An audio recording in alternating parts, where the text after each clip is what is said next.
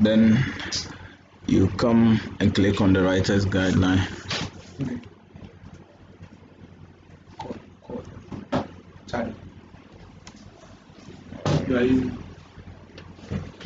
Then you search for the email, but I think the email is not around currently because they are doing some validation. So just come to my Gmail.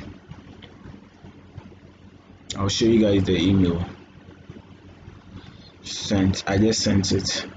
So you come to the Gmail.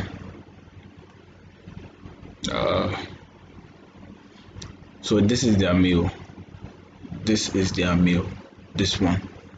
So you can just copy. So you come to compose. Then you just type their mail inside. Then you press enter. Then the subject will be article submission. Article submission.